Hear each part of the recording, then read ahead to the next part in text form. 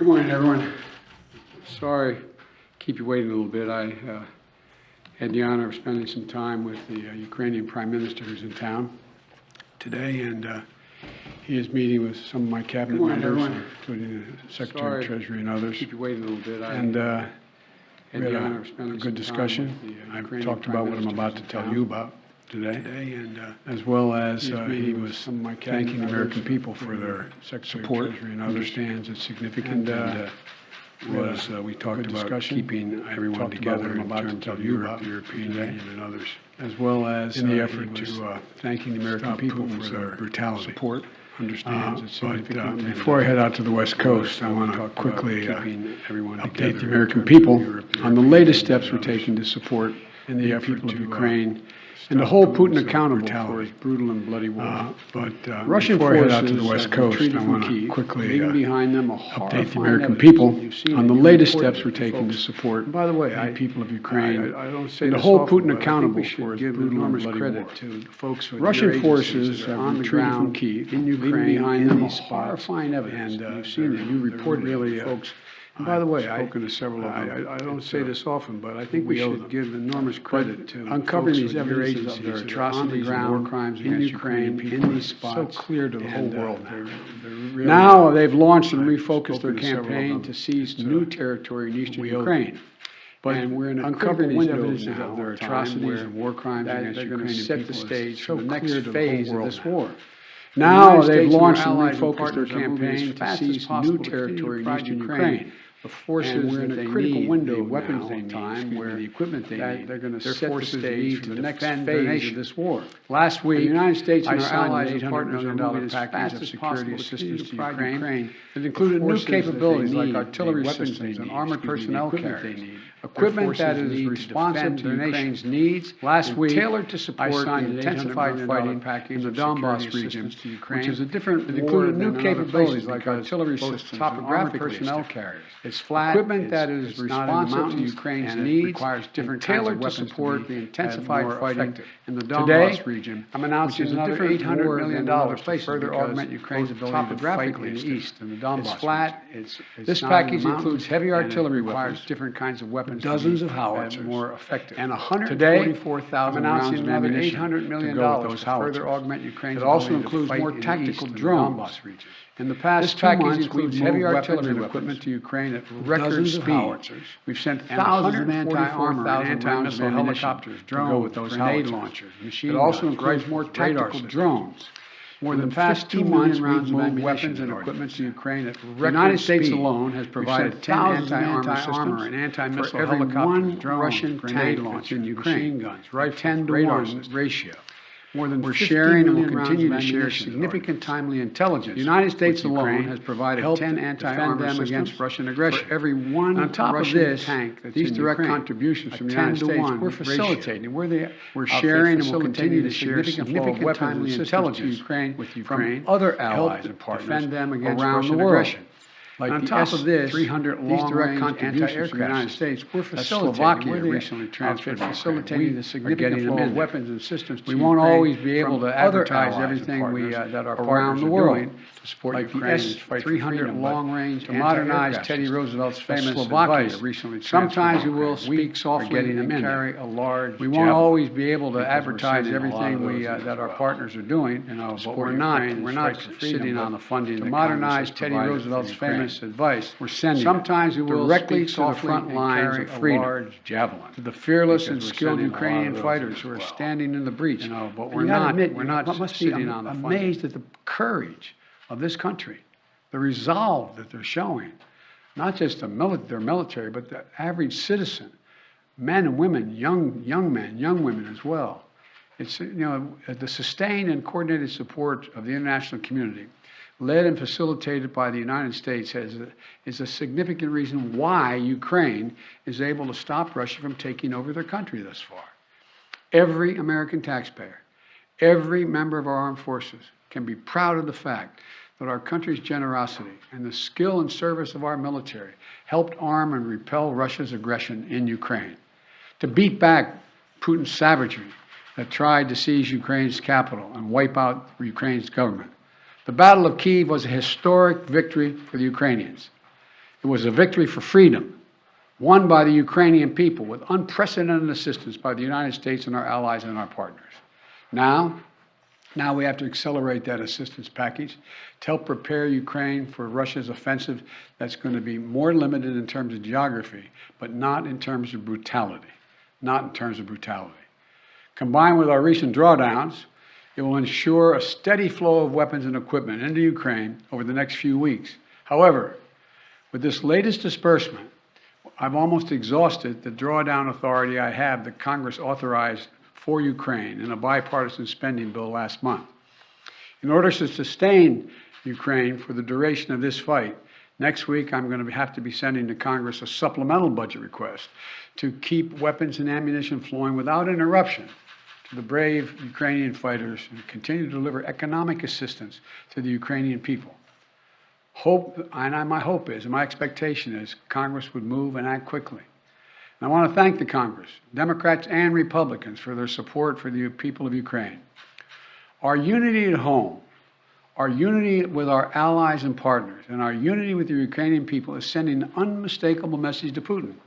He will never succeed in dominating and occupying all of Ukraine. That will not happen.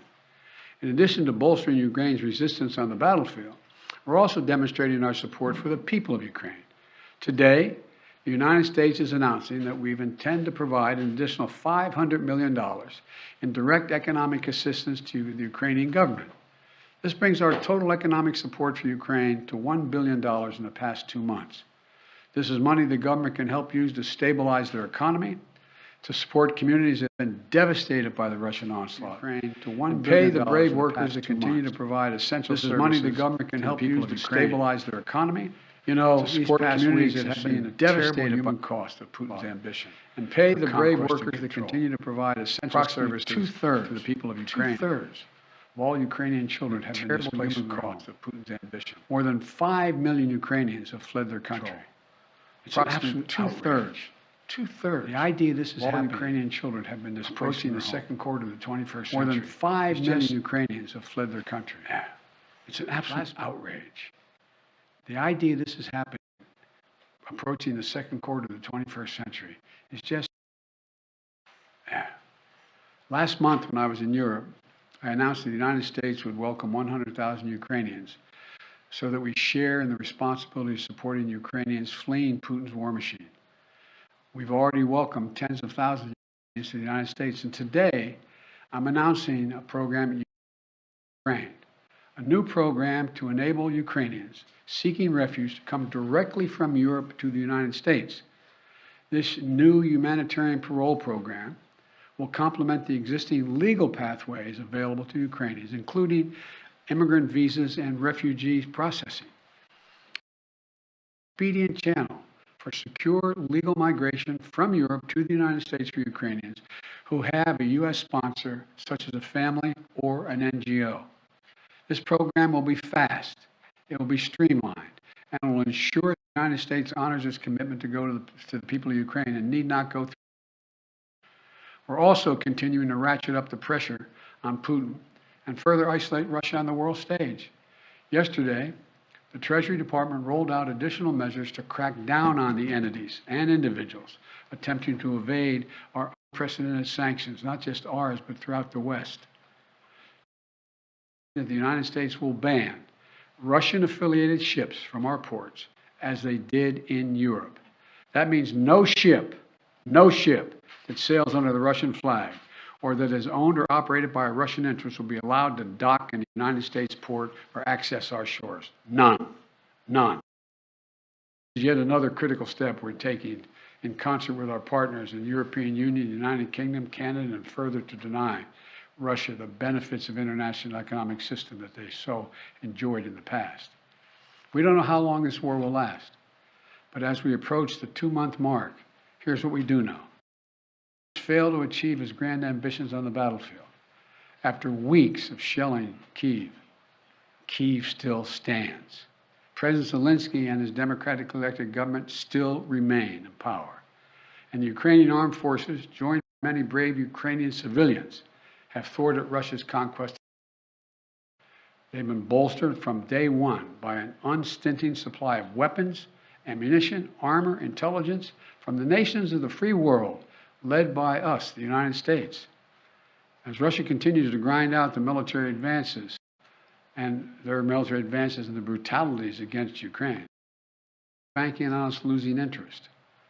That's been my view. You heard me say this from the beginning. He was counting on NATO, European Union, our allies in Asia, cracking, moving away. He's betting on Western unity will crack. He's still betting on that. And once again, we will not lessen our resolve. We're going to continue to stand with the brave and proud people of Ukraine. We will never fail in our determination to defend freedom and oppose tyranny. It's as simple as that. So again, I want to thank the American people. Thank the American people for their support. People. This is our responsibility, it seems to me, and we've been able to hold the whole world together in this effort. So thank you very much. Thank you. I'm going to take just one or two questions. What does Putin claiming control over Mariupol mean? Is that? Well, first of all, it's questionable whether he does control Mariupol. One thing for sure we know about Mariupol. He should allow humanitarian corridors to let people on that steel mill and other places that are buried under rubble to get out. That's what any in such a circumstance. And so there is no evidence yet that Mariupol is completely fallen. Mr. President, on Title 42, sir, are you considering delaying lifting Title 42? No, what I'm considering is continuing to hear from an appeal by the Justice Department, because as a matter of principle, we want to be able to be in a position where if in fact it is strongly concluded by the scientists that we need Title 42, that we be able to do that. But there has been no decision on 42. Thank you. Mr. President, how long can the U.S. maintain the level and pace of this military support for Ukraine? Well, we have the capacity to do this for a long time. The question is, are we going to continue to maintain the support of the international community and keep the pressure on Putin to prevent him from overrunning the country, number one, and number two, make sure we continue to maintain the economic sanctions, which over time, and we're beginning to see it, are devastating their economy and their support. So the most important thing right now is maintain the unity. So far, so good. Thank you very much. How much money are you going to ask for in the supplemental? How much money in the supplemental? The answer is being decided now. I'm not asking the Defense Department for. Thank you. Thank you.